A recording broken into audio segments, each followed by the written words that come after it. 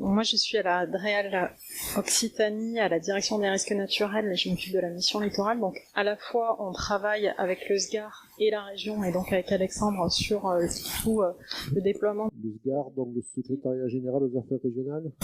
Le secrétariat général aux affaires régionales. Ah, il y en a un qui suit. Hein. Voilà, côté État, on travaille vraiment de concert avec le SGAR sur ce dispositif du plan littoral 21 pour accompagner les territoires et notamment l'émergence de ces stratégies locales. Mais là, je vais vous parler plus particulièrement de la loi climat et résilience et de comment tous ces nouveaux outils qui ont été donc proposés par cette loi peuvent s'articuler avec cette démarche régionale et peuvent être mobilisés en fait pour mettre en œuvre ces futures stratégies.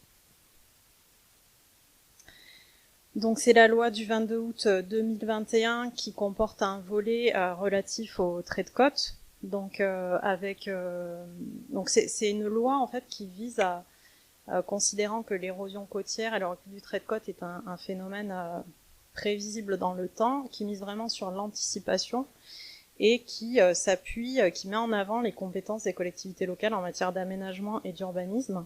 Donc avec 4 grands objectifs. Améliorer la connaissance et partager l'information sur le phénomène du recul du trait de côte. Donc là, on a notamment toute la question des cartographies locales de projection du trait de côte, hein, qui sont proposées aux collectivités pour avoir une connaissance locale partagée sur ce phénomène. Ensuite, il y a l'objectif derrière de limiter l'exposition de nouveaux biens à ces risques.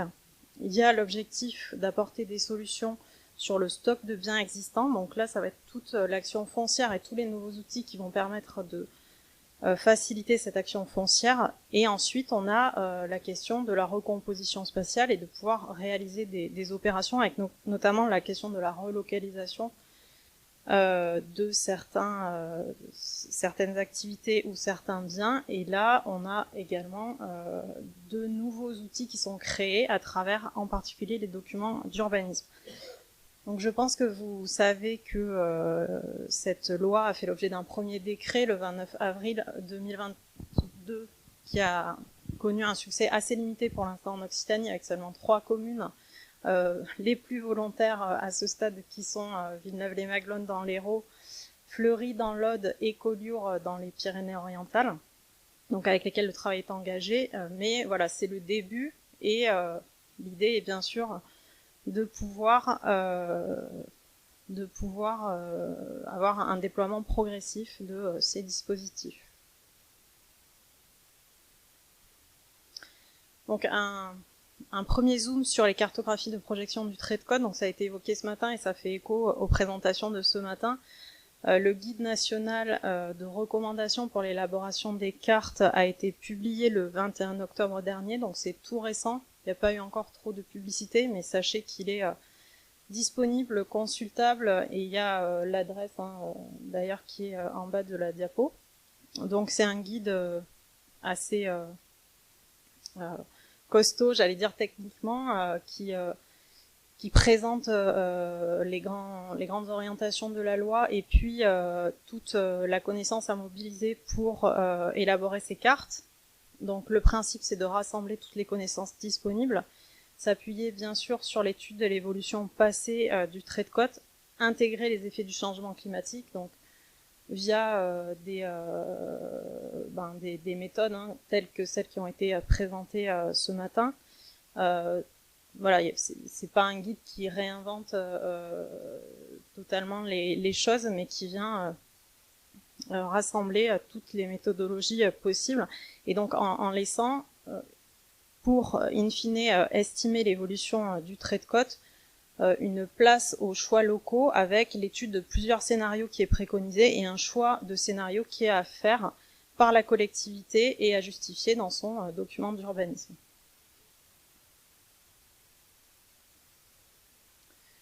Donc ensuite, le deuxième grand objectif, c'est de maîtriser la constructibilité dans les PLU.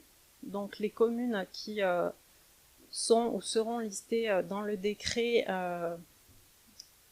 ont 1 an pour engager l'évolution de leur PLU et devront ensuite intégrer les cartes dans le PLU au plus tard 3 ans après cet engagement de l'évolution du PLU.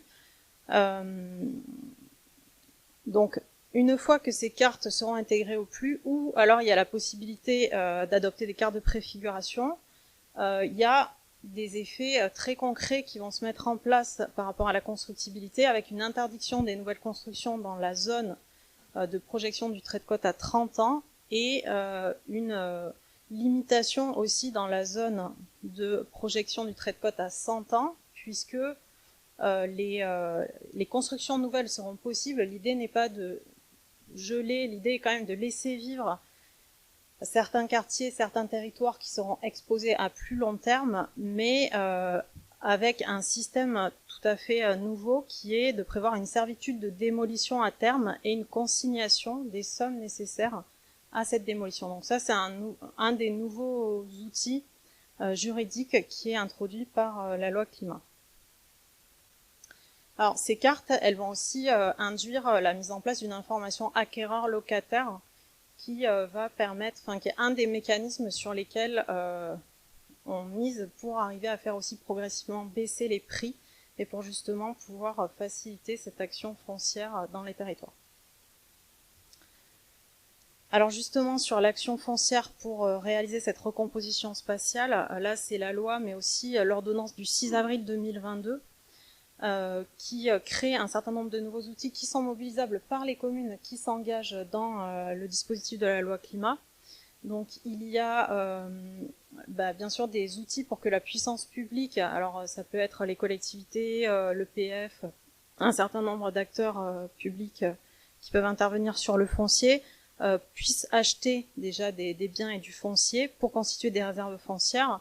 Et donc là, il y a un nouveau droit de préemption trait de côte qui est créé, qui est un droit de préemption spécifique, nouveau, qui est un outil juridiquement assez fort, qui vient se substituer à beaucoup de droits de préemption d'outils préexistants.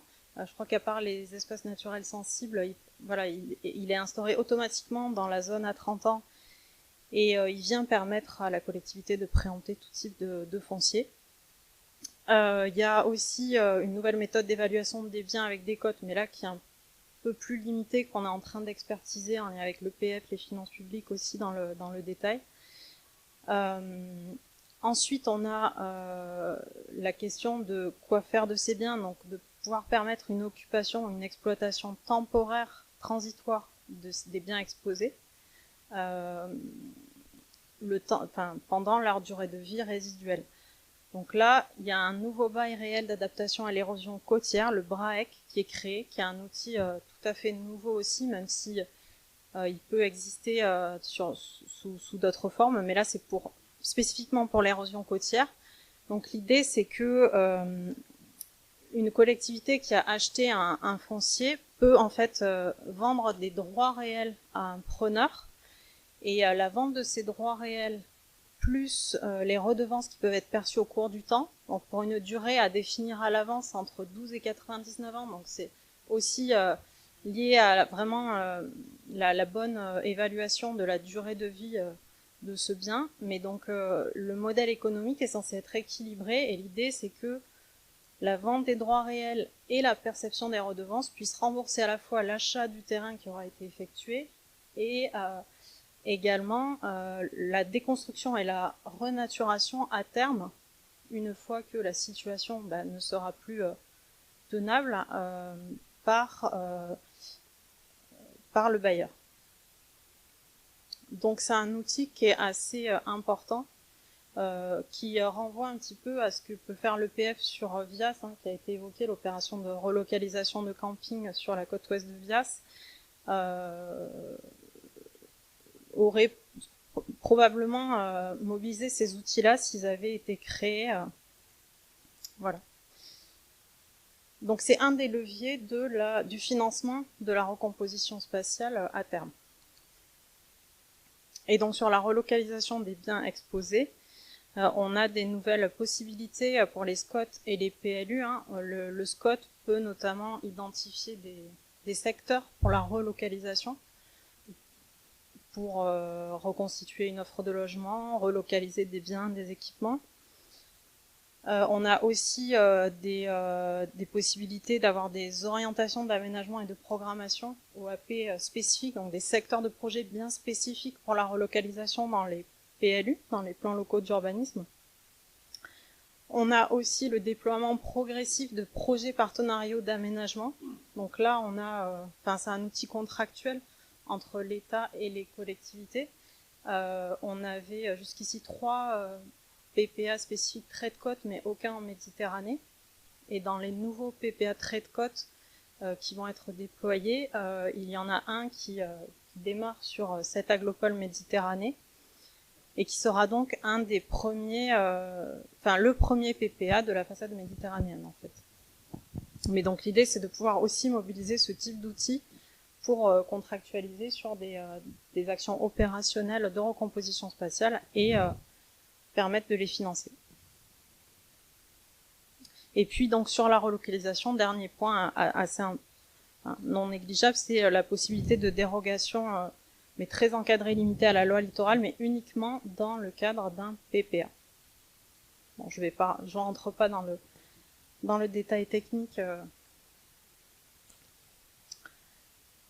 Donc on en vient aux stratégies locales de gestion intégrée du trait de côte, qui sont aussi un outil,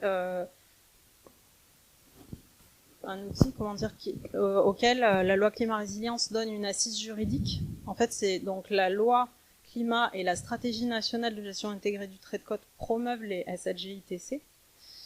Les SLGITC sont définies dans la loi, donc elles doivent justement décliner la stratégie nationale. Elles doivent également décliner les orientations du SRADET sur le trait de côte quand elles existent.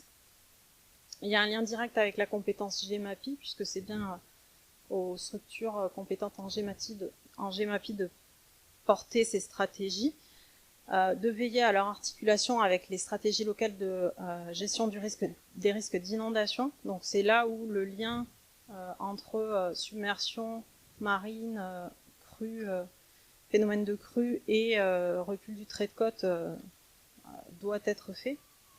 Ça peut même être, dans certains cas, fusionné, mais c'est pas une obligation. Il y a également dans la loi la notion de prise en compte des écosystèmes côtiers à travers ces stratégies locales. Il y a bien sûr une transversalité à assurer avec les SCOT, puisque la loi climat résilience donne de nouvelles obligations aux SCOT qui doivent déterminer les orientations d'adaptation des territoires en recul du trait de côte. Donc les SCOT qui contiennent déjà en fait quelques éléments ou quelques orientations, mais ne pourront plus laisser de côté ces questions et devront les traduire en orientation réglementaire. Donc on est bien sur un échelon essentiel pour articuler les échelles régionales, intercommunales et très locales. Et donc c'est vrai que loi climat, on pense souvent à la liste des communes avec la question des PLU et des actions à mettre en place à l'échelle des communes, mais les stratégies locales de gestion intégrée sont assez centrales aussi dans la loi climat.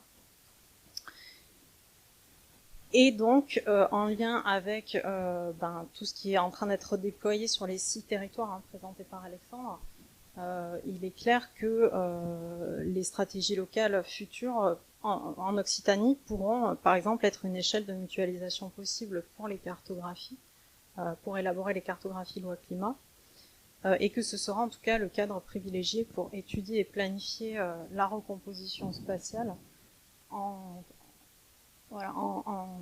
faisant jouer les solidarités locales, en étudiant vraiment, en repensant l'organisation du territoire à cette échelle intercommunale, voire intercommunautaire. Et dernier point, c'est l'aspect information et concertation, parce que la loi aussi fait référence, les stratégies locales doivent définir les modalités d'information du public sur le phénomène du recul du trait de côte. Donc tout ça rejoint complètement en fait tous les objectifs qui ont été présentés sur le PL21 Et dernière diapo, sur la mise en œuvre de la loi, sur un petit peu donc les suites. Bien sûr, le court terme, c'est l'accompagnement des communes listées, avec l'engagement de l'évolution des flux et de la réalisation des cartographies, donc l'engagement des études afférentes à la réalisation de ces études sur la base du guide qui est désormais publié. Donc l'État soutiendra jusqu'à 80% financièrement l'élaboration de ces travaux cartographiques. L'autre enjeu, c'est l'actualisation de la liste des communes. On a un second décret qui est en préparation. Je ne peux pas vous donner d'échéance précise, mais toutes les communes qui auront délibéré dans ce sens, avec également un accord à recueillir de l'EPCI qui est nécessaire, figureront dans ce second décret. Donc on espère qu'il y aura quelques communes supplémentaires qui s'inscriront dans cette démarche-là. Et donc tout ça est complètement s'articule complètement avec l'émergence des stratégies locales de gestion intégrée dont on a parlé, avec des communes qui pourront avancer un peu en avance de phase, être un peu des démonstrateurs pour mobiliser ces nouveaux outils, mais qui inscriront forcément leur réflexion dans le cadre de celles qui seront menées à l'échelle des stratégies locales. À venir, le déploiement de peut-être de nouveaux PPA, et puis celui de cette aglopole qui va être élaboré et qui va pouvoir passer en phase ensuite opérationnelle. Un appel à projet sur les campings pour pouvoir accompagner certaines collectivités volontaires sur des études pour faciliter la relocalisation des campings. On n'en connaît pas encore les contours précis.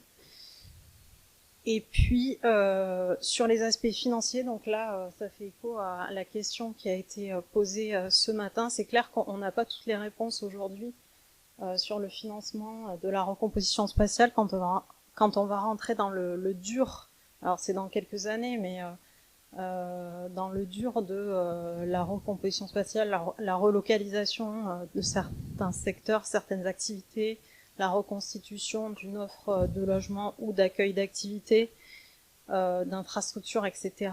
On n'a pas aujourd'hui toutes les réponses, mais je voulais simplement rappeler que la secrétaire d'État à l'écologie, lors des journées de l'ANEL en septembre, a pu annoncer une concertation d'1 an sur ces sujets. Donc voilà, la question est ouverte et est importante.